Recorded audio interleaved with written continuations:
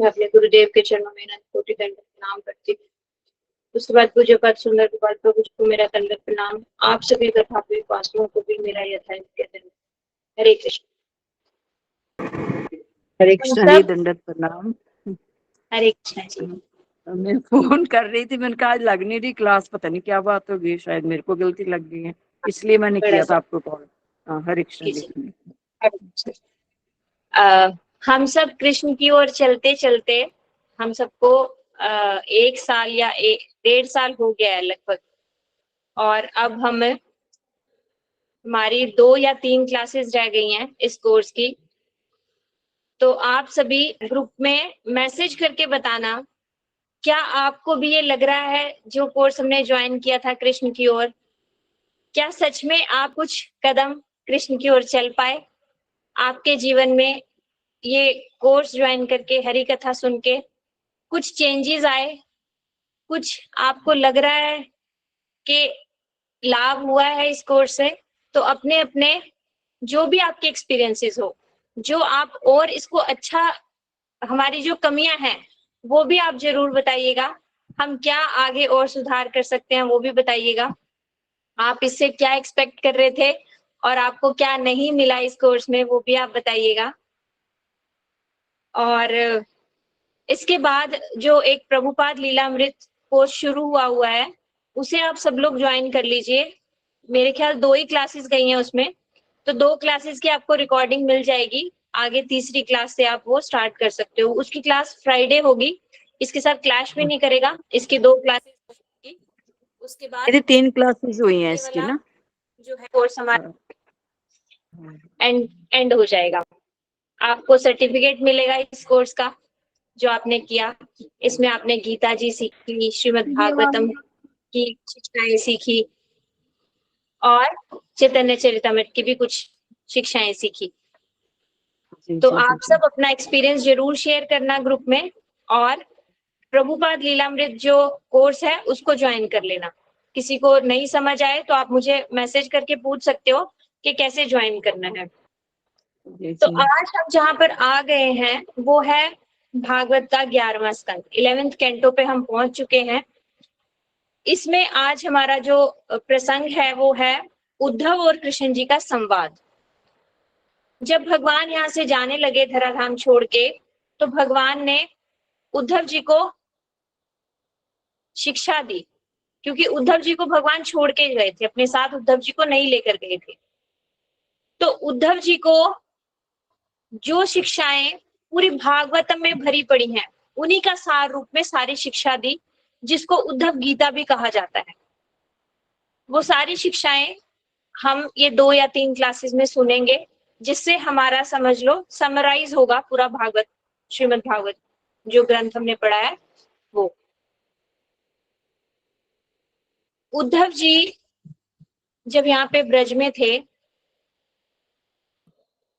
तब जो 16,108 पटरानियां जो रह गई थी कृष्ण जी की, उनका सारा परिवार तो उन्होंने अपने सामने ही लड़ाई करके खत्म करवा दिया था, लेकिन उनकी पटरानियां रह गई थी।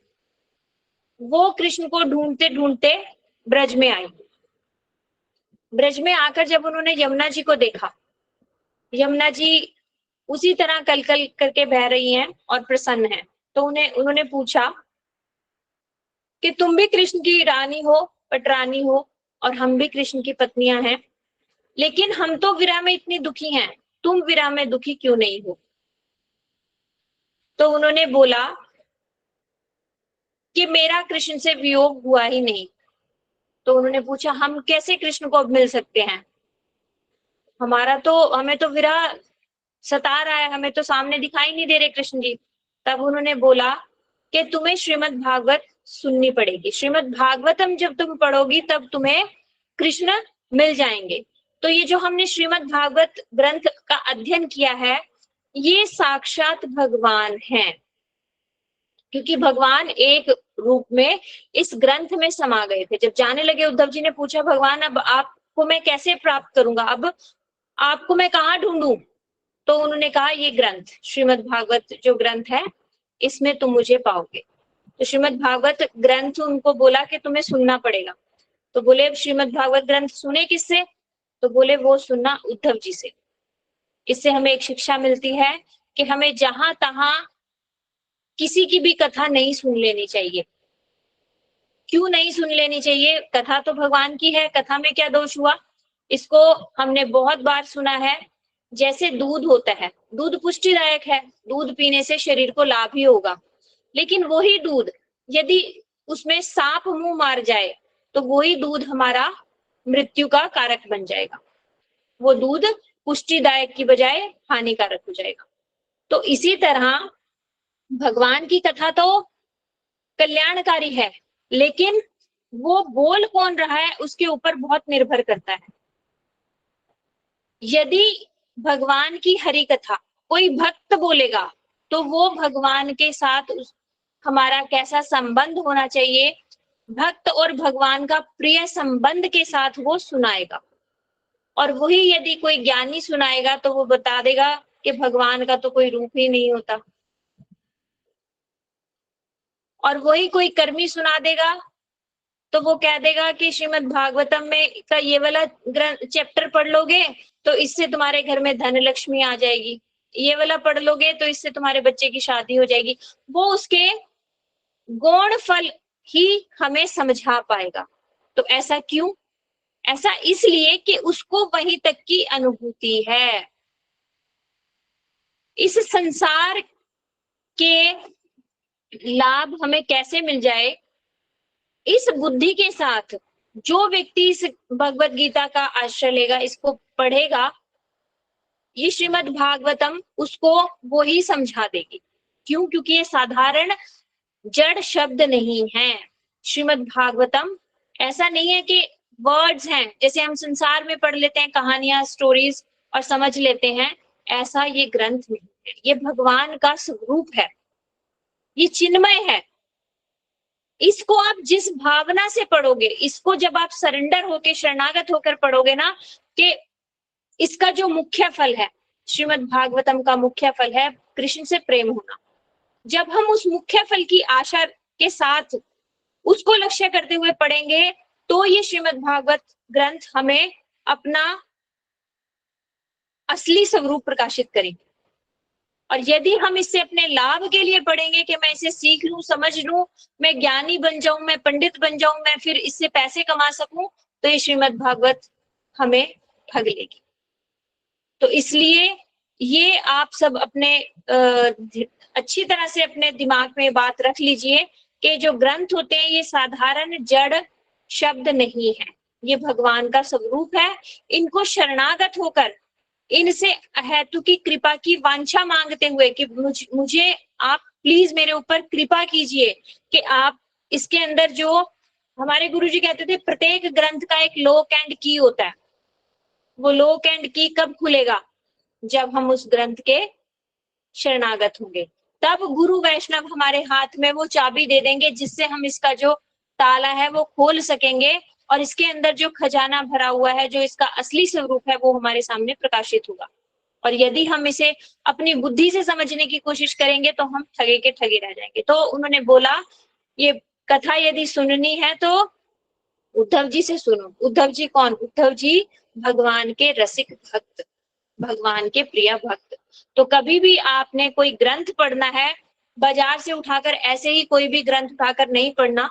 उसका राइटर कौन है उसको देखकर पढ़ना, वो भक्त है या नहीं ये जानकर, किसने ये लिखा है, क्यों? क्योंकि उसकी अनुभूतियां भी उसके जो टिप्पणी करते हैं, जो टीकाएं करते हैं, वो अपनी अनुभूतियों के साथ उस पर टीका करते हैं। श्लोक तो संस्कृत के एज इट इज रहेंगे, लेकिन उसकी जो टीका है, जो वो श्लोक का मतलब आपको समझा पाए, वो जो टीका होती है वो कौन कर रहा है इसके ऊपर बहुत निर्भर करता है।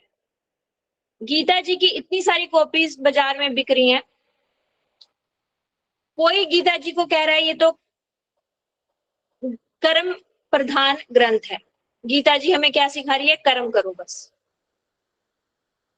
और कोई सिखा रहा है कि गीता जी हमें क्या सिखा रही है? मन मना भव मद भक्ता नाम, मतलब अपना मन मुझे दे दे। गीता का सार क्या है? भगवान कह रहे हैं अपना मन मुझे दे दे, ये किसको समझ आएगा? एक भक्त को समझ आएगा कि अपना मन मुझे दे दे, मुझे नमस्कार कर, मेरे शरणागत हो जा। तो इसलिए ग्रंथ पढ़ने से पहले वो लिखा किसने है, वो गुरु परंपरा में है कि नहीं, उनके गुरु कोई है कि नहीं, उनके गुरु कोई है कि नहीं, उनके गुरु कोई है नहीं। क्योंकि ये जो दिव्य ज्ञान है ये गुरु परंपरा से आता है। ऐसा नहीं हो सकता कि एक को बस दिव्य अनुभूति होगी और उसने लिख दिया, नहीं, उसके गुरु होंगे जरूर। तो गुरु परंपरा में है या नहीं, ये सब हमें देखकर पढ़ना है। तो यहाँ पर हम उसमें से एक अध्याय शुरू करते हैं जिसमें उद्धव जी कृष्ण जी उद्धव जी को जाते जाते क्या बता कर गए उसके बारे में हम समझते हैं। उसका नाम है श्री उद्धव श्री कृष्ण का योग वर्णन, अध्याय 14। तो इसमें उद्धव जी प्रश्न कर रहे हैं भगवान से। श्री उद्धव जी ने कहा, हे कृष्ण, वैदिक वांगम्य की व्याख्या करने वाले विद्वान मुनिगण मनुष्य जीवन की सिद्धि के लिए अनेक विधियों की संस्तुति करते हैं। हे प्रभु, इस नाना प्रकार के दृष्टिकोणों पर विचार करते हुए आप मुझे बतलाएं कि सारी विधियां समान रूप से महत्वपूर्ण है अथवा उनमें से कोई एक श्रेष्ठ है। ये हम सबका प्रश्न है कि जो भी कोई हमें मिलता है भगवान से संबंधित ज्ञान देने लगता है और एक नया सा रास्ता सुझा देता है। कोई कहता है बस आंख बंद करके ध्यान करो, यहाँ पे ज्योति आएगी, वो एक बड़ी ज्योति छोटी ज्योति मिल जाएगी और मेडिटेशन करो और तुम्हें भगवत अनुभूति हो जाएगी। कोई कहता है यज्ञ करो, इतने 1000 कुंडी यज्ञ करो और ये करो तो तुम्हें भगवत अनुभूति हो जाएगी। कोई कहता है अच्छे कर्म करो, संसार में दूसरों की सेवा करो तो तुम्हें भगवान अपने आप मिल जाएंगे। और कोई कहता है भगवान का नाम करो। तो इतने सारे रास्ते हमें दिखाई देते हैं। ये उद्धव जी ने पूछा, इनमें से ये सारे एक बराबर हैं या इनमें से भी कुछ बेस्ट है? ये हमारे लिए बहुत महत्वपूर्ण प्रश्न है। इसका उन्होंने पूछा, हे प्रभु, अपने शुद्ध भक्ति योग की स्पष्ट व्याख्या कर दी है जिससे भक्त अपने जीवन में सारी भौतिक संगति हटाकर अपने मन को आप में एकाग्र कर सकता है। कोई एक ऐसा रास्ता बता दो जिससे कोई भक्त आप तक जल्दी और आराम से आ सके। तो फिर इसका आंसर दे रहे हैं कृष्ण जी। भगवान ने कहा, काल के प्रभाव से प्रलय के समय वैदिक ज्ञान की दिव्य ध्वनियां नष्ट हो गई थी। जब प्रलय आता है दोबारा से सतयुग, ये ऐसा नहीं है कि एक बार सतयुग हो गया, एक बार कलयुग हो गया, एक बार द्वापर हो गया, नहीं। अब कलयुग के बाद प्रलय होगा, फिर दोबारा से सृष्टि प्रारंभ होगी, सतयुग, द्वापर, त्रेता, कलयुग फिर से आएगा। ये चतुर्युगी चलती रहती है। तो बोले काल के और प्रलय के प्रभाव से ये वैदिक ध्वनियां, दिव्य ध्वनियां, ये वेद क्या है? भगवान की ध्वनि है। ये दिव्य ध्वनियां नष्ट हो गई थी। अतएव जब फिर से सृष्टि बनी तो मैंने यह वैदिक ज्ञान ब्रह्मा जी को बतलाया। अब देखो भगवान स्वयं बता रहे हैं कि किस तरह ये दिव्य ज्ञान गुरु परंपरा के थ्रू हमारे तक पहुंचता है। ऐसे नहीं कि बीच में बस एक को अनुभूति हो गई, उसका कोई गुरु है ही नहीं। बिना गुरु के ये दिव्य ज्ञान किसी को नहीं मिल सकता। क्यों? क्योंकि ये दिव्य ज्ञान कौन दे रहा है? भगवान कृष्ण स्वयं दे रहे हैं। भगवान कृष्ण ने ब्रह्मा जी को दिया।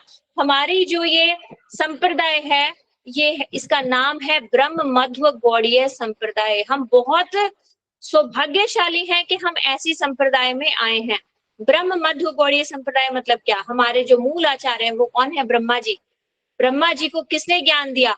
भगवान कृष्ण ने ज्ञान दिया। तो भगवान कृष्ण से ब्रह्मा जी, उसके बाद फिर ऐसे होते होते गुरु परंपरा के थ्रू ब्रह्मा जी से लेके हमारे गुरु जी तक पूरी गुरु परंपरा हमारे पास है, कहीं पर भी ब्रेक नहीं हुआ। तो ये दिव्य ज्ञान एज इट इज हमारे तक आ रहा है। तो बोला कि जब मैंने वैदिक ज्ञान मैंने ब्रह्मा जी को बतलाया क्योंकि मैं ही वेद में वर्णित धर्म, क्योंकि वेद मेरी ही वाणी है। ब्रह्मा ने वैदिक ज्ञान अपने ज्येष्ठ पुत्र मनु को दिया और तब भृगु मुनि और सप्त ऋषियों से यह ज्ञान मनु से ग्रहण किया। इस तरह से ये ज्ञान गुरु परंपरा से ही आता है। फिर बताया भृगु मनु से उनके अनेक पुत्र हुए, उनके देवता, असुर और ये सब। फिर विश्वव्यापी जातियां अनेक तीनों गुणों से उत्पन्न विभिन्न स्वभाव वाले इच्छाएं लेकर प्रकट हुए। तो ब्रह्मा जी ने जब सृष्टि करी तो सृष्टि में सबके स्वभाव अलग अलग, सुर और असुर शुरू से दोनों ही हैं। ऐसा नहीं है कि अभी अभी असुर पैदा हुए हैं, ऐसा नहीं है। जब से सृष्टि बनी तब से सुर भी हैं और असुर भी हैं, देवता भी हैं और राक्षस भी हैं। तो अपने अपने स्वभाव के अनुसार ये इतने सारे पथ क्यों चलाए, इतने सारे मत क्यों चलाए, इसका आंसर अब दे रहे हैं। इस तरह मनुष्यों के बीच नाना प्रकार की इच्छाओं तथा स्वभावों के कारण जीवन के अनेकानेक आस्तिक दर्शन हैं, जो प्रथा, रीति रिवाज तथा परंपरा द्वारा हस्तांतरित होते रहते हैं। ऐसे भी शिक्षक हैं जो नास्तिक दृष्टिकोण को समर्थन करते हैं। इसमें बता रहे हैं कि सभी मनुष्यों का, मनुष्य नहीं सभी जीवों का, जीव किसको कहा जाता है, जिसके अंदर आत्मा है, सभी जीवों का भिन्न भिन्न स्वभाव है। स्वभाव कैसे बनता है? स्वभाव बनता है उसके संस्कारों से, और संस्कार कैसे बनते हैं? संस्कार बनते हैं कर्मों से। तो स्वभाव के अनुसार प्रत्येक जीव की अलग रुचि होगी। उसकी इतने सारी जीव हैं, उनकी विभिन्न विभिन्न रुचियां हैं, तो भगवान ने सबके लिए व्यवस्था कर दी। कोई भगवान का बहुत सुंदर स्वरूप मानता है कि भगवान त्रिभंग ललित श्याम सुंदर है, पीतांबरधारी है, वैजंती मालाधारी है, ये शास्त्र में कहा गया है, भगवान का सुंदर स्वरूप है, उसे मानकर सेवा पूजा कर रहा है। कोई कहता है नहीं, भगवान का रूप कैसे हो सकता है, भगवान तो असीमित है, तुमने एक सीमा में ला दिए तो वो भगवान नहीं रहे।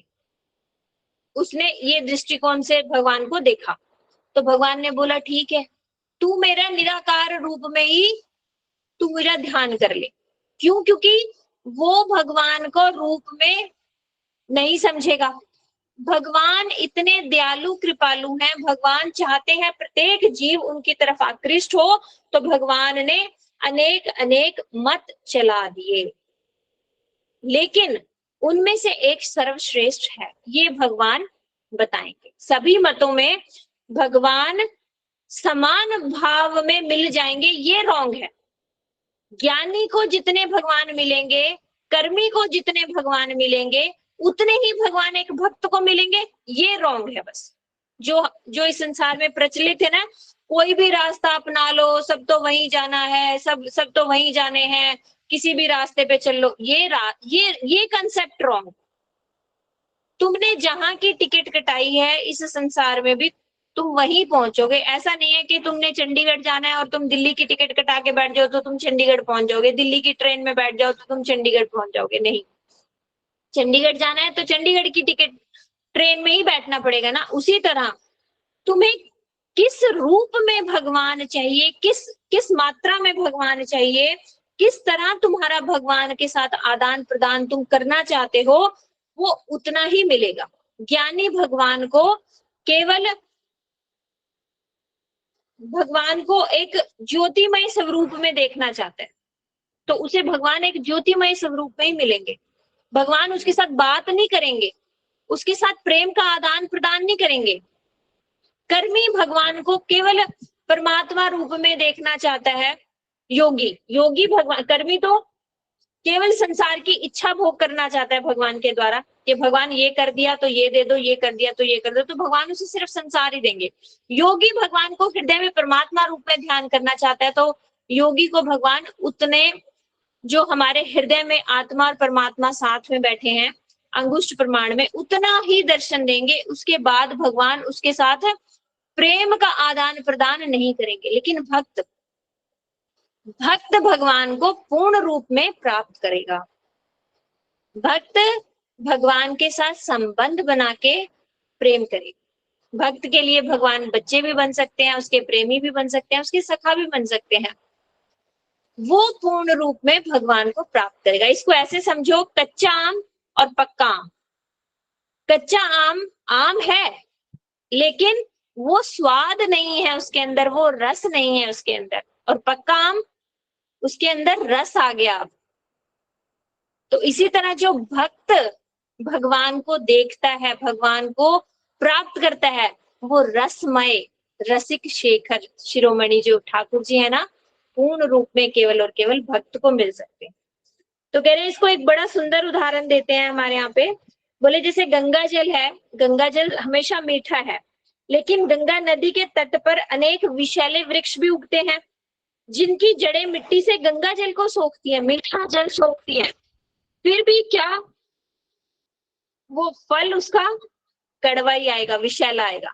मीठा जल सोख कर भी वो कड़वा फल देगा। तो इसी तरह समझो, जो नास्तिक और आसुरी प्रवृत्ति के लोग हैं, वो वैदिक ज्ञान की संगति का उपयोग नास्तिक और भौतिकतावादी दर्शन के विषैले फल को उत्पन्न करने में ही करते हैं। सारी बातें आपको शास्त्र की बताएंगे। जो मायावादी लोग होते हैं, जो भगवान का रूप नहीं मानते, वो क्या कहते हैं, सो अहम, ये वाला एक शब्द को, ये वाले मंत्र को उच्चारण करने के लिए बोलते हैं। सो अहम, ये मंत्र शास्त्र का ही है, लेकिन इसका मतलब उल्टा कर लिया। सो अहम, वो कहते हैं मैं भी वही हूं, मैं भी वही हूं, ये जपते रहो, मैं भी वही हूं, मैं भी वही हूं, मतलब भगवान के जैसा, मतलब भगवान ही हूं मैं भी वही हूं, मैं भी वही हूं, करते करते एक दिन मैं ब्रह्म बन जाऊंगा। वो क्या कहते हैं कि हम सब ब्रह्म है, लेकिन माया ने पकड़ लिए हैं, और जैसे ही माया छूटेगी हम सब ब्रह्म बन जाएंगे। उनकी फिलॉसफी ये है, इसे कहते हैं मायावादी फिलॉसफी। लेकिन इसमें क्या है, शास्त्र में उसका अर्थ क्या है, मैं भी उस जैसा हूं, वो नहीं हूं मैं, लेकिन उसके जैसा हूं।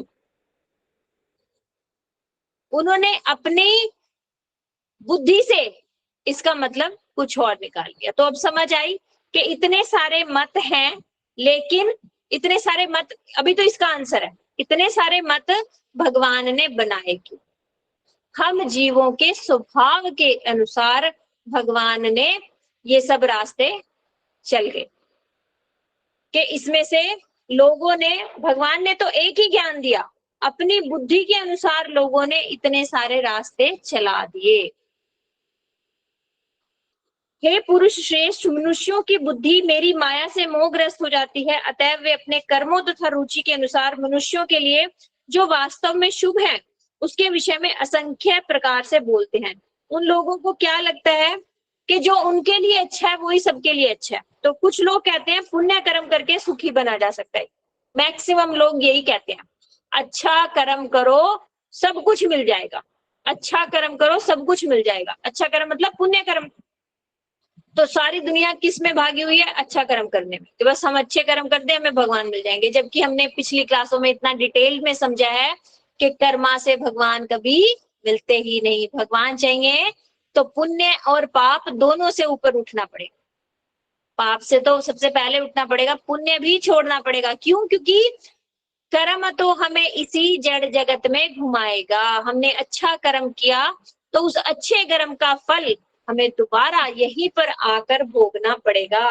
तो हमें कर्मा से तो ऊपर उठना है, ये हम बहुत अच्छे से समझ चुके हैं। तो बोल रहे हैं, कुछ बोलते हैं पुण्य कर्म करके सुखी बनो, अन्य लोग कहते हैं सुख को यश, इंद्रिय तृप्ति, सच्चाई, आत्म संयम और कठोर तपस्या से अच्छे बनो। और कुछ कहते हैं कठोर अनुशासन द्वारा प्राप्त किया जा सकता है। हर विधि के अपने अपने समर्थक हैं, लेकिन ये सब, इन सबको क्या मिलेगा? जो अपनी बुद्धि से शास्त्र को समझ रहे हैं, उसमें से अपनी रुचि के अनुसार एक नया मत चला रहे हैं, उन सबको मिलेगा क्या? इन सबको अल्प सुख मिलेगा। ये सब अल्प सुख चाह रहे हैं, अच्छे कर्मा करके इनको अच्छा जीवन मिलेगा, इन्हें बहुत अच्छा पैसा मिलेगा, सुविधा मिलेगी, एक अच्छे घर में इन्हें जन्म मिलेगा। जो लोग अच्छा कर्म करते हैं, ये क्या हुआ? ये अल्प सुख हुआ ना। मृत्यु तो फिर भी इनके सर पे खड़ी है। बुढ़ापा, जो हमारे 4 मुख्य प्रॉब्लम्स हैं, जन्म, मृत्यु, जरा, व्याधि, इससे तो वो नहीं छूटे ना। जन्म, मृत्यु, जरा, व्याधि, जरा मतलब बुढ़ापा, व्याधि मतलब बीमारियां। कोई भी व्यक्ति इससे नहीं छूट सकता। इससे कौन छूट सकता है? केवल और केवल भक्त। तो आपका क्वेश्चन होना चाहिए, क्या भक्त मरते नहीं?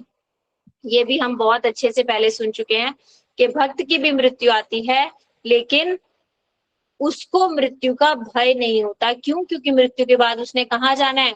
भगवत धाम जाना है, अपने ठाकुर के पास जाना है। तो वो हंसेगा कि रोएगा? और अभक्त की जो मृत्यु आती है वो चिल्लाता है, रोता है। क्यों? क्योंकि उसको यमदूत आएंगे और नरक लेके जाएंगे। उसे नरक यातना के डर से वो रोता है कि मुझे बचा लो, बचा लो, बचा लो, मुझे मरना नहीं। तो इस तरह से जन्म, मृत्यु, जरा, व्याधि, ये सब भक्ति से हमारा छूट सकता है। और जो असली सुख है वो क्या है? जो लोग समस्त भौतिक इच्छाएं त्याग कर अपनी चेतना मुझ में स्थिर करते हैं, वे मेरे साथ उस सुख का हिस्सा बटाते हैं जो इंद्रिय तृप्ति में संलग्न मनुष्यों के द्वारा अनुभव भी नहीं किया जा सकता। बोल रहे हैं जो अपनी चेतना मुझ में लगा दें, जो भक्ति करें। भक्ति मतलब क्या? चेतना भगवान में लगाना। चेतना भगवान में लगाना क्या? भगवान में फुली एब्जॉर्ब हो जाना। भगवान की सेवा के लिए इतना चिंता करना, अब क्या कर दूं, अब क्या कर दूं, अब क्या कर दूं।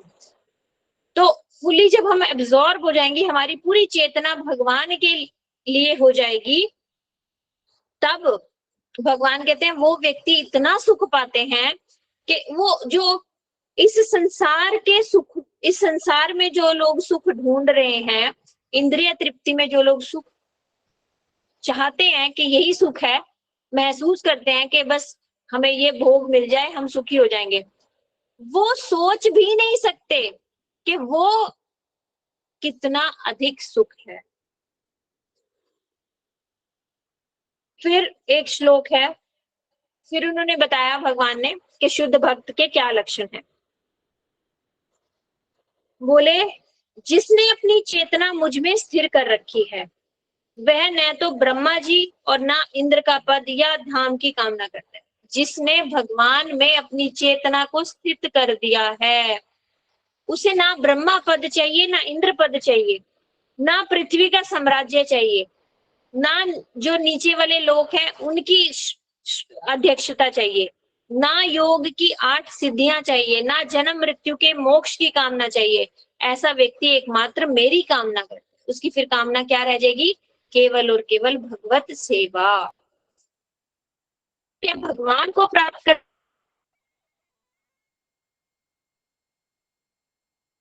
नहीं है? क्योंकि भगवान मिले थे, उसको मिले थे, भगवान तो दुर्योधन को भी मिले थे, भगवान तो रावण को भी मिले थे, लेकिन क्या उन्हें लाभ हुआ? भगवान सामने खड़े और उन्होंने क्या किया? मारो, इस ग्वाले को मारो। तो भगवान मिलना बहुत बड़ी बात नहीं है, भगवान के प्रति सेवा वृत्ति आना बहुत बड़ी बात है। भगवान हमारे सामने खड़े हों और हमारे अंदर उनके प्रति वैर भाव आ गया, तो भगवान का सामने आना बेकार हो गया। इसलिए भगवान को प्राप्त करना हमारा ये साधन भजन जो हम कर रहे हैं, इसका लक्ष्य कभी नहीं होना चाहिए भगवान की सेवा वृत्ति इस हृदय में आ जाए। ठाकुर जी सामने जब हमारे हृदय में सेवा वृत्ति आ जाएगी ना, तो हमें भगवान ढूंढने ही पड़ेंगे, भगवान स्वयं हमें ढूंढेंगे। वो कौन है जो मेरी सेवा के प्रति इतना लालाई है, मैं जाऊं, मैं देखूं उसे, भगवान स्वयं आएंगे। ये अपना लक्ष्य भी आप एकदम क्लियर करके रखना कि हमें क्या चाहिए? हमें भगवान की सेवा चाहिए, हमें भगवान की सेवा चाहिए। तो फिर आगे उन्होंने बताया कि उद्धव ये ज्ञान मैं तेरे को क्यों दे रहा हूं? तो बोले हे उद्धव, न तो ब्रह्मा, न शिव, न संकर्षण, न लक्ष्मी जी, नहीं मेरी आत्मा इतनी प्रिय है जितने तुम मुझे प्रिय हो। भगवान ये इतना छुपा हुआ सीक्रेट ऐसी थोड़ी किसी को बता देंगे। हमारा जो मोस्ट प्रीशियस सीक्रेट होता है, हम किसको बताते हैं? जो बहुत कोई अपना होता है, उसे कहते हैं हम तुझे बता रहे हैं ये, और किसी को नहीं बता रहे हम ये बात। क्यों? क्योंकि तू मुझे बहुत प्रिय है। तो भगवान भी ये जो इतनी सीक्रेट वाली बात भगवान भी अपने बहुत प्रिय उद्धव जी को बता रहे हैं। ये सीक्रेट क्यों है? क्योंकि ये समझ किसी को आ गया तो भगवान को उसके वशीभूत होना पड़ेगा। भगवान भक्त के वशीभूत हो जाते हैं। जैसे भक्त नचाते हैं भगवान वैसे नाचते हैं। तो किसी के वशीभूत होना आसान बात नहीं है ना, तो भगवान क्यों प्रत्येक व्यक्ति को जा जाके कहेंगे कि लो मुझे वशीभूत कर लो। भगवान उसी को ये बात बताएंगे जो उनका बहुत प्रिय होगा। तो हम सब सौभाग्यशाली हैं, हम सब प्रिय हैं भगवान के, जो हमें ये सब सुनने को मिल रहा है, पढ़ने को मिल रहा है इस संप्रदाय में आके। एब्सोल्यूट नॉलेज जिसको कहते हैं, ये हमें सुनने को मिल रही है। हम इधर उधर नहीं भटके, हमें कोई ऐसा नहीं मिला गुरु जिसने हमें ये सिखाया और रास्ता के अच्छे बनो, संसार की सेवा करो। हमें ऐसा गुरु नहीं मिला, हमें ऐसा गुरु मिला जिसने हमें बताया कि भगवत सेवा की वृत्ति जगाओ इस हृदय में, भगवान स्वयं तुम्हें ढूंढेंगे, भगवान तुम्हारे वशीभूत हो जाएंगे, तुम भगवान के पीछे मत भागो। इतना सही रास्ता बताया। हम सब बहुत ऋणी हैं अपने गुरु वर्ग के, जिन्होंने ऐसा ज्ञान हमें दिया। फिर बताया कि भगवान क्या कहते हैं, भगवान क्या बता रहे हैं, कैसे भक्तों के लिए मुझे क्या क्या करना पड़ता है। बोले मैं अपने भक्तों के चरण कमलों की धूल से अपने भीतर स्थित भौतिक जगतों को शुद्ध बनाना चाहता हूँ। बोले कि ऐसे भक्तों की चरण धूली मैं अपने सर पे धारण करना चाहता हूँ। क्यों? क्योंकि भक्त कौन है? जो भगवान से कुछ ना मांगे। क्या बोले? जब भगवान आए, भगवान कहे तू मांग कुछ चाहिए, भक्त क्या कहता है? अरे ठाकुर जी सुबह से तो आप घूमते घूमते इसको ये दे उसको वो दे, सारी दुनिया तो आपसे मांग रही है, क्या आप थके नहीं? 2 मिनट बैठो आपकी चरण सेवा कर। अच्छा, फिर बड़ा ठाकुर जी को आनंद आ गया, भगवान कहते बड़ा आनंद आ गया, हो गई चरण सेवा, अब तो कुछ मांग ले। तो क्या कहेगा भक्त? अरे ठाकुर जी हाथ दबा दूं, थोड़ा सा हाथ दबा दिया। अरे अब तो कुछ मांग ले। अरे ठाकुर जी थोड़ा सा सर ही दबा दूं, आप बहुत थक गए होंगे। मतलब जितनी बार भगवान चाहेंगे तू कुछ मांग, भक्त क्या मांगेगा? सेवा। तो भगवान क्या सोचेंगे? भगवान कहेंगे अरे ये तो ऋण अपना चढ़ाए ही जा रहा है, मुझको ऋणी बनाए ही जा रहा है, इस ऋण से मैं उऋण कैसे होऊंगा, मैं क्या इसके लिए कर दूं? वो भगवान सोचने लग जाते हैं। भगवान को जब कुछ नहीं मिलता तो भगवान क्या कहते हैं? ठीक है, इस भक्त के मैं पीछे पीछे चलूंगा ताकि इसकी चरण धूली जब मेरे सर पे पड़ेगी तो मैं कुछ उऋण हो जाऊंगा, और मेरे अंदर जो समस्त ब्रह्मांड, मेरे अंदर अनंत जो ब्रह्मांड है, वो सारे ब्रह्मांड भी पवित्र हो जाएंगे ऐसे भक्त की चरण धूलि से। भगवान अपने आप को पवित्र और अपने अंदर स्थित सारे ब्रह्मांडों को पवित्र कराने के लिए ऐसे भक्त के पीछे पीछे चलते हैं। तो क्यों हम इधर उधर भटके? क्यों आज हम ज्ञान मार्ग की तरफ जाएं, कर्म मार्ग की तरफ जाएं, योग मार्ग की तरफ जाएं? नहीं, जिसके पीछे भगवान चलना चाहते हैं ऐसे भक्त के पीछे हम भी क्यों ना चलें, उसके दिखाए हुए रास्ते पे हम भी क्यों ना चलें। जैसे हमारे गुरु वर्ग ने अपने हृदय में सेवा वृत्ति जगाई है साधन भजन करके, हम भी क्यों नहीं वैसा साधन भजन करके अपने हृदय में ऐसी सेवा वृत्ति जगाएं कि ठाकुर जी वशीभूत हो जाए।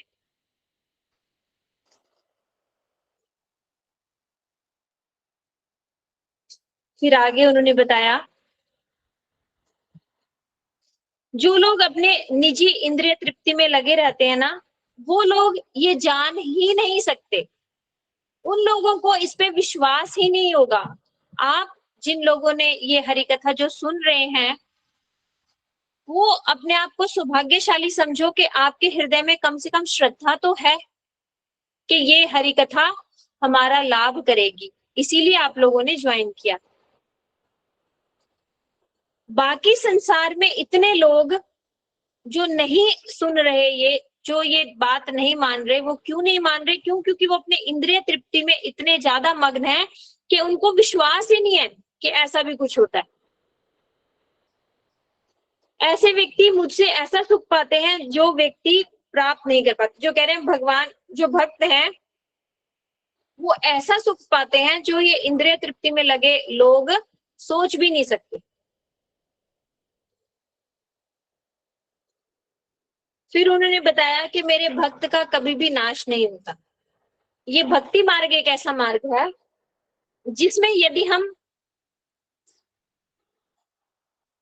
पास नहीं हुए, फेल हो गए बीच में, अभी हम पूर्ण हमारा ये रास्ता पूरा नहीं हुआ, बीच में ही हमें ये शरीर छोड़ना भी पड़ गया, तो भी कोई हानि नहीं, अगले जन्म में हम वहां से दोबारा शुरू करेंगे। ये बात भगवान ने बोली है, हे उद्धव, यदि मेरे भक्त पूरी तरह से अपनी इंद्रियों को जीत नहीं पाता, भक्ति करनी शुरू कर दी, लेकिन अभी हम इंद्रियों के वशीभूत हैं, अपनी इंद्रियों को हम कंट्रोल नहीं कर पा रहे, हम थोड़ा थोड़ा गलत काम भी कर दे रहे हैं, भक्ति कर रहे हैं, थोड़ा थोड़ा गलत काम भी कर पा रहे हैं। क्यों? क्योंकि हमारा इतने जन्मों का स्वभाव जो पक्का बन चुका है ना, झूठ बोलना, चोरी करना, किसी को दुख पहुंचाना, ये अभी हमारे संस्कार गए नहीं है, तो ये भी हम कर रहे हैं, लेकिन हम भक्ति भी कर रहे हैं, भगवान से प्रार्थना भी कर रहे हैं कि ठाकुर जी, जो मेरे हृदय का कल्मश है केवल और केवल आप दूर कर सकते हो, कृपा करो, कृपा करो, कृपा करो। ये प्रार्थना करते हुए भक्ति कर रहे हैं, और जो स्वभाववश कुछ कुछ गलतियां हो रही है वो भी कर रहे हैं। तो कह रहे हैं, तो वह भौतिक इच्छाओं द्वारा सताया जा सकता है, किंतु मेरे प्रति अविचल भक्ति के कारण वह इंद्रिय तृप्ति द्वारा परास्त नहीं किया जाएगा। इसको ऐसे समझो, जैसे एक योद्धा होता है, वो लड़ाई में लड़ते लड़ते वीर गति को प्राप्त हो गया, उसको क्या कहोगे? हार गया। अरे वो तो इतने उसके साथ मतलब इतने जोश के साथ, इतने एनर्जी के साथ लड़ा है, वीरता के साथ लड़ा है, तो उसे क्या कहा जाता है? वो वीर गति को प्राप्त हुआ। उसे ये नहीं कहा जाता ये तो हार गया, उसे कहा जाता है ये योद्धा वीर गति को प्राप्त हुआ। क्यों? क्योंकि उसने पूरा अपना एनर्जी लगाई। तो इसी तरह यदि हम कह रहे हैं, जैसे कोई शत्रु द्वारा आहत महान योद्धा अपने साहस और बल के कारण न तो पराजित होता है और न ही मारा जाता है, वह हार को सहता है और विजयी होता है। इस तरह मनुष्य को कोई घातक रोग हो सकता है, किंतु सही दवा लेने पर तुरंत अच्छा हो जाता है। तो ये यदि हम दवाई कौन सी है? हमारी हरि नाम रूपी दवाई है। यदि हम इस दवाई का सेवन करते जाएंगे, करते जाएंगे, करते जाएंगे, तो एक दिन हमारी जो ये बीमारियां हैं, काम, क्रोध, लोभ, मोह, ये सब दूर अपने आप हो जाएंगे। लेकिन हमें दवाई को नित्य सेवन करना है, ऐसा नहीं कि 4 दिन ली और 5 दिन छोड़ दी। इसको नित्य सेवन करना है, संख्या पूर्वक हरिनाम रोज करना है। जितना सिंसियर हम अपनी डायबिटीज की मेडिसिन, बीपी की मेडिसिन, इनके प्रति रहते हैं ना, नहीं भैया एक भी दिन गोली छूटनी नहीं चाहिए, बीपी शूट अप हो जाएगा, ये हो जाएगा, वो हो जाएगा, उससे ज्यादा सिंसियर हमें हरिनाम के प्रति होना है। एक भी दिन हमारी संख्या कम नहीं होनी चाहिए, एक भी दिन हमारा हरिनाम छूटना नहीं चाहिए। डायबिटीज और बीपी की दवाई हम भूल गए तो होगा क्या? ज्यादा से ज्यादा शरीर छूट जाएगा। ये शरीर तो हमारा तैयार खड़ा है, अगला हमने कर्मास इतने कर रखे हैं, हमें अगला शरीर मिल जाएगा, क्या हानि हुई? लेकिन यदि हमने हरिनाम छोड़ दिया, तो जो थोड़ी बहुत हमारी सेवा वृत्ति आनी शुरू हुई थी, हमने उस हरिनाम को छोड़ दिया, वो वापस हो जाएगी, फिर दोबारा से बड़ा मेहनत करनी पड़ेगी। इसलिए, और हम यदि बिना भगवान का नाम लिए शरीर छोड़ दिया, तो मनुष्य शरीर मिलेगा कि नहीं मिलेगा कोई गारंटी नहीं।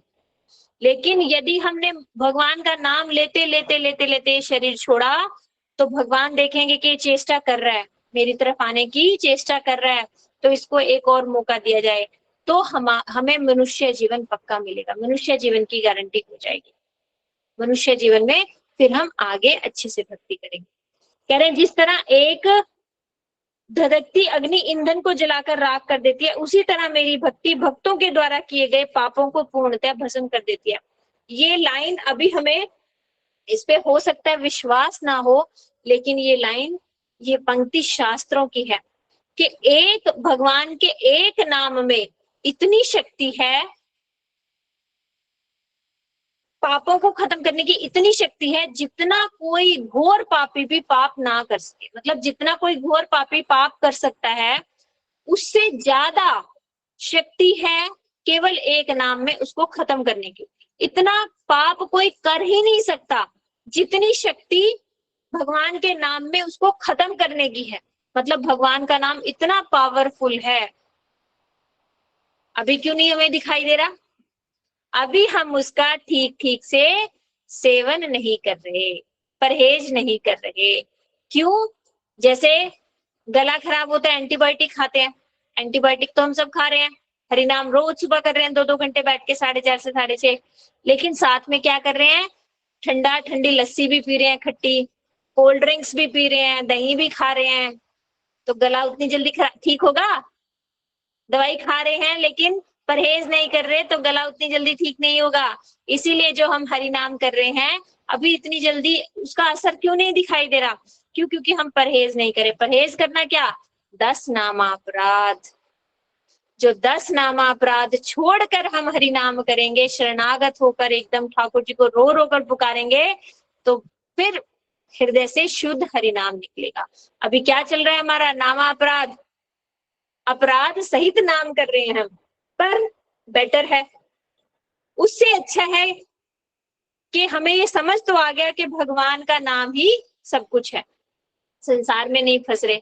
नामा अपराध करते करते एक दिन नामाभास आएगा, नामाभास के बाद शुद्ध नाम आएगा। वो जो बात की जाती है, एक नाम भी करोड़ों जन्मों के पापों को, जैसे रुई को एक चिंगारी जला के राख कर सकती है ना, एक सिर्फ चिंगारी रुई के इतने बड़े ढेर में डाल दो, पूरी खत्म। उसी तरह एक शुद्ध नाम हमारे करोड़ों जन्मों के, अनंत जन्मों के पापों को रुई के ढेर की तरह खत्म कर सकता है। बस वो शुद्ध नाम आने की देर है। तो इसी तरह हम लगे रहेंगे तो एक दिन वो शुद्ध हरि नाम भी हमारे हृदय से जरूर निकलेगा। फिर बोले कि हे उद्धव, भक्तों द्वारा की जाने वाली मेरी शुद्ध भक्ति मुझे अपने वश में करने वाली है। अतएव योग, सांख्य, दर्शन, शुद्ध कार्य, वैदिक अध्ययन तथा वैराग्य में लगे व्यक्तियों के द्वारा मैं वशीभूत नहीं होता। अरे भगवान साफ साफ लिख रहे हैं, क्यों नहीं भगवान की बात हम मानते? फिर क्यों हमारा ध्यान जाता है मेडिटेशन कर लें, थोड़ी सी शुभ कर्म कर लें, थोड़े से संसार के लोगों के प्रति कुछ सेवाएं कर लें हम, क्यों जाता है ध्यान? क्यों? क्योंकि हमारे संस्कार वही हैं, पुराने पुराने जन्मों में हमने यही सब किया है, लोगों की सेवाएं की है, मेडिटेशन किए हैं, और क्या क्या सांख्य दर्शन किए हैं, शुद्ध कार्य किए हैं, वैदिक अध्ययन करे हैं, तपस्या करी है, ये सब हमने करा है। तो हमारे संस्कार ऐसे बन गए हैं। तो इस जन्म में, केवल इस जन्म में संस्कार इतने पक्के करा लो कि जब अगला जन्म आए तो फिर कहीं हम भटके ना। जन्म से हमारा हरि नाम के प्रति रुचि हो, हम भगवान का केवल और केवल नाम करें। इस जन्म में संस्कार हमारे इतने पक्के बन जाएं। ये संस्कार बनेंगे कब? जब जीवन पर्यंत हम हरि नाम का आश्रय लेंगे। मृत्यु आने तक यदि हमने जो आज हमने शुरू किया है, मृत्यु आने तक यदि हमने यही पूरा कर लिया ना, समझ लो हमने बहुत बड़ा काम कर लिया। हमारे संस्कार पक्के हो गए। फिर अगले जन्म में हम इधर उधर अपसंप्रदायों में जाएंगे नहीं, उनकी बातें सुनेंगे नहीं, उनकी हरि कथा सुनेंगे नहीं, केवल और केवल वैष्णवों की प्रति हमारा संबंध बनेगा, महाप्रभु की धारा में आएंगे और नाम करेंगे, हरि नाम के प्रति हमारी रुचि होगी। तो इस जन्म में संस्कार इतने पक्के कर लो। तो कह रहे हैं वृंदावन वासी केवल कृष्ण पर आश्रित रहते हैं। जैसे वृंदावन वासी भगवान कृष्ण पर आश्रित रहते हैं। जब अघासुर आया तो उन्होंने देखा इतना बड़ा ऐसे सांप जैसा लग रहा है, लेकिन उनको पता था पीछे कृष्ण है, निश्चिंत होकर उसके मुंह में घुस गए कि भगवान। किसी एक ने बोला अरे रुक रुक, ये अच्छा नहीं लग रहा मुझे, ठीक नहीं है। बोले अरे है ना पीछे कन्हैया, देख लेगा। ऐसा ऐसा शरणागति, ऐसा शरणागति आना चाहिए। ऐसी शरणागति आ रही है तो समझो कुछ हम साधन भजन कर रहे हैं, हरिनाम भी कर रहे हैं, और अभी भी हमारा अपने कर्मास पे ही विश्वास है। मैं ये कर लूंगी तो ये होगा, मैं ये कर लूंगी तो ये होगा, तो समझो कुछ नहीं किया, जीरो। हरिनाम करें तो उस नामी के प्रति हमारा कुछ संबंध भी बनना चाहिए ना। जिसका नाम पुकार रहे हैं उससे संबंध तो स्थापित होना चाहिए, और जिस दिन उससे संबंध स्थापित हो गया फिर बचा क्या। जैसे इस सृष्टि में हम किसी को पुकारते हैं, पुकारते पुकारते रोज उसके बारे में सुनते सुनते उसके साथ एक संबंध स्थापित हो जाता है ना। हमने देखा नहीं, सिर्फ कानों से सुना, और यदि कभी हमारे सामने आया तो हम क्या कहते हैं, तुझे तो मैं जानती हूँ। बोले हम तो मिले नहीं, अरे मैंने बहुत सुना है तेरे बारे में, मैं तुझे अच्छे से जानती हूँ, सिर्फ सुनने से। तो क्या ये हरि कथा जो हम सुन रहे हैं, ये हरि कथा से हमारा ठाकुर जी के साथ ठाकुर जी के साथ स्थापित नहीं हो रहा, तो समझो हमारा हरि कथा सुनना व्यर्थ। ये हरि कथा सेवा भाव से सुनो कि मैं अपने ठाकुर की कुछ सेवा करने बैठी, हरि नाम करो, सेवा भाव से करो। मैं अपने ठाकुर को पुकारने के लिए बैठी हूँ, मेरे ठाकुर को अच्छा लगेगा, हरि नाम इसलिए कर रही हूँ, हरि कथा इसलिए सुन रही हूँ क्योंकि मेरे ठाकुर को अच्छा लगेगा। जब प्रत्येक क्रिया हमारी भगवान की प्रसन्नता के लिए होगी, तब जाकर ये सेवा वृत्ति हमारे हृदय में आएगी। तो ये सेवा वृत्ति जैसे, और सेवा वृत्ति आएगी, संबंध बनेगा, तब हम वैसे निश्चिंत हो सकते हैं जैसे वृंदावनवासी। विशाल शर्प प्रकट हुआ तो मित्र कृष्ण पर पूर्ण विश्वास रखने वाले ग्वाल बालों से निर्भय होकर उस सर्प के विशाल मुख में प्रवेश किया। कृष्ण के प्रति ऐसा शुद्ध प्रेम ही भगवान को भक्त के वशीभूत बनाता है। तो जो अपना सब कुछ भगवान पे छोड़ देते हैं, क्या भगवान उनको ऐसे ही छोड़ देते हैं? अपने प्राण ही छोड़ दिए, अपने मतलब उन्होंने देखा ही नहीं, उन्होंने कोशिश ही नहीं करी, चेष्टा ही नहीं करी कि है ना पीछे कृष्ण देख लेगा। तो कृष्ण ने क्या उन्हें बचाया? नहीं। तो हम क्यों अपने सर पे इतना सारा बोझ और संसार का ही सब लेके चलते हैं कि मैं ये कर लूं, मैं ये कर लूं, मैं ये कर लूं? क्यों नहीं केवल ठाकुर जी आपके लिए क्या कर दूं, ठाकुर जी आपके लिए क्या कर दूं, ठाकुर जी आपके लिए क्या कर दूं। और भगवान है ना, ये विश्वास होगा कब? जब हमारा संबंध बनेगा। फिर बोले भगवान, जो मुझ पर पूर्ण श्रद्धा से युक्त शुद्ध भक्ति का अभ्यास करके ही मुझे भगवान को प्राप्त किया जा सकता है। मैं स्वभावतः उन भक्तों को प्रिय हूँ जो मुझे ही अपनी प्रेमा भक्ति का एकमात्र लक्ष्य मानते हैं। ऐसी स्थिति में लगने से चंडाल तक को अपने निम्न जन्म के कल्मश से अपने को शुद्ध कर सकते हैं। बोले कि जो भक्ति, जो शुद्ध प्रेम भक्ति करना चाहता है, करता है, वो यदि चंडाल कुल में भी क्यों ना पैदा हो जाए, वो वहां से भी मुझे प्राप्त कर ले। मतलब उसके जो संस्कार होंगे, चंडाल कुल में पैदा हुआ, उसके कुसंस्कार होंगे, वो सब भी छूट जाएंगे भक्ति करने से। फिर भगवान ने बताया कि भक्ति में कैसा कैसा होता है। बोले यदि किसी को रोमांच नहीं हुआ तो उसका हृदय द्रवित कैसे होगा, और यदि हृदय द्रवित नहीं हुआ तो आंखों से प्रेमाश्रु कैसे बह सकते हैं। यदि कोई आध्यात्मिक सुख में चिल्ला नहीं उठता तो वह भगवान की प्रेमा भक्ति कैसे कर सकता है, और ऐसी सेवा के बिना चेतना कैसे शुद्ध बन सकती है। जो हम कह रहे हैं हमारी चेतना शुद्ध हो जाए, शुद्ध हो जाए, कैसे होगी? जब हरिनाम करते करते हमारा हृदय द्रवित होगा, हमारी आंखों से प्रेमाश्रु बहेंगे, उनको प्रेम से जब हम पुकार पुकार कर हरिनाम करेंगे, तब ये जो हृदय में बैठे कल्मश हैं ये दूर होंगे और हमारी चेतना शुद्ध होगी। तो कह रहे हैं वह भक्त किसी वाणी, जिसकी वाणी कभी रुद्ध हो जाती है, बोलते बोलते कभी वाणी रुद्ध हो जाती है ना, रुंध जाना गला जिसको कहते हैं, बोल ही नहीं पाना, जिसका हृदय द्रवित हो उठता है, वह निरंतर चिल्लाता है, कभी हंसता है, लज्जित हो उठता है, जोरों से चिल्लाता है, फिर नाचने लगता है। इस तरह से मेरी भक्ति में स्थिर भक्त सारे ब्रह्मांड को शुद्ध कर सकता है। एक ऐसा एक भक्त सारे ब्रह्मांड को शुद्ध कर सकता है, मतलब सारी प्रॉब्लम्स खत्म हो सकती हैं यदि एक शुद्ध भक्त बैठा हो ब्रह्मांड में। मतलब अब इसको अब ऐसा मत सोचना कि इतनी सारी प्रॉब्लम्स आ रही हैं तो इस ब्रह्मांड में कोई शुद्ध भक्त नहीं, ऐसा नहीं सोचना।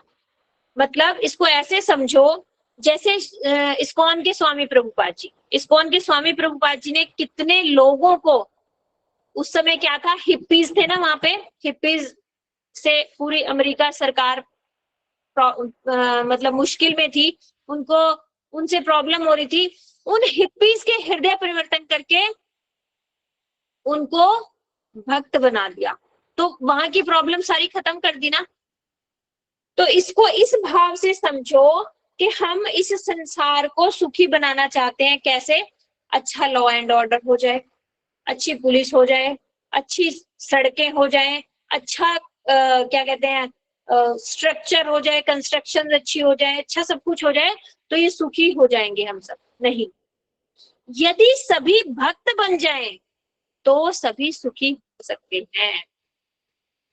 जितना ध्यान हम बाहर की लिपा पुताई में कर रहे हैं कि इसको ऐसे सजा दें, ये सुंदर बना दें तो अच्छा हो जाएगा, लॉ एंड ऑर्डर ठीक कर दें तो अच्छा हो जाएगा, इसकी बजाय यदि हम ध्यान इस पे दें कि कितने अच्छे हम भक्त बना सकते हैं, अपने शास्त्रों के अध्ययन पे जोर दें, लोगों को शास्त्र पढ़वाने के प्रति जागरूक करें, तो ये सारी प्रॉब्लम्स अपने आप खत्म हो जाएंगी। पुलिस कब चाहिए? जब चोर होगा।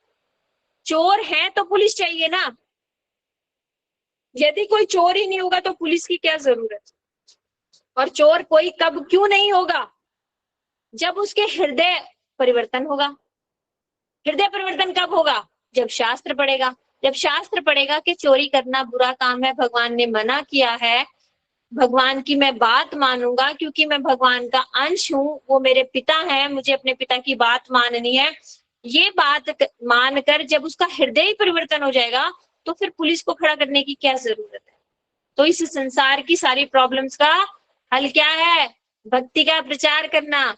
तो आप सब जिन्होंने 1 साल 1.5 साल से हरि कथा सुनी है, अब अच्छे अच्छे प्रीचर बनो, अपने आस पड़ोस में सबको बताओ भक्ति की क्या महत्ता है, भक्ति क्यों जरूरी है, भक्ति कैसे करनी है, ये सब आप सिखाओ। अभी जो हमारा अगला कोर्स है प्रभुपाद लीलामृत, उसको आप सब लोग ज्वाइन करना। जब हम प्रभुपाद जी की जीवनी सुनेंगे, उन्होंने कितने एफर्ट्स करे हमारे लिए, तब हमारे हृदय में भी ये आएगा कि वो 80 साल के होकर इतने प्रॉब्लम सहकर जब वो भगवान की वाणी को ऐसे प्रचार कर सकते हैं, तो हमारे अंदर भी जोश आता है। हम क्यों नहीं प्रचार कर सकते?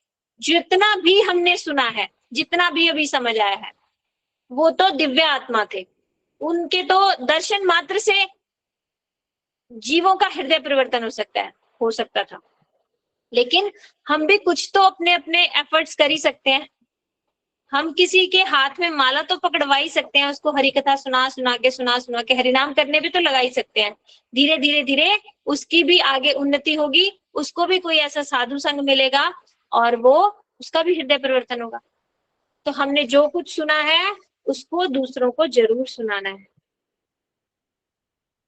कह रहे हैं ये भक्ति से ही चेतना शुद्ध होती है। कैसे? जिस तरह आग में पिघलने से सोना अपनी सारी अशुद्धियों को त्याग कर देता है और चमक उठता है, उसी तरह भक्ति योग की अग्नि में लीन आत्मा पूर्व सकाम कर्मों से उत्पन्न सारे कल्मशों से शुद्ध बन जाते हैं। जो हमारे कर्मास हैं वो सारे खत्म हो सकते हैं केवल और केवल भक्ति से। आज जो कर्म किए, पुराने जन्मों में जो कर्म किए, वो सारे खत्म हो सकते हैं। वो कर्मों की अशुद्धियां सारी खत्म हो सकती हैं केवल और केवल भक्ति से।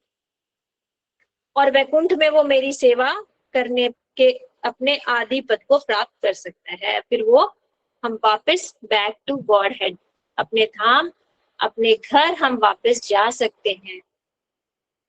फिर कह रहे हैं ये शुद्ध चेतना करने की विधि क्या है? जब रुग्ण आंख का उपचार औषधीय अंजन से किया जाता है, जैसे हमारी आंख में कुछ प्रॉब्लम आ जाए तो क्या लगाया जाता है? दवाई लगाई जाती है ना, तो आंख में धीरे धीरे देखने की शक्ति आती है। इसी तरह जब चेतनामय जीव मेरे यश की पुण्य गाथाओं का श्रवण और कीर्तन द्वारा अपने भौतिक कल्मश को धो डालता है, तो फिर वह मुझ पर ब्रह्म वो मेरे सूक्ष्म आध्यात्मिक रूप में देखने को शक्ति पा लेते। कह रहे हैं कि चेतना शुद्ध कैसे होगी? केवल और केवल हरि कथा श्रवण से।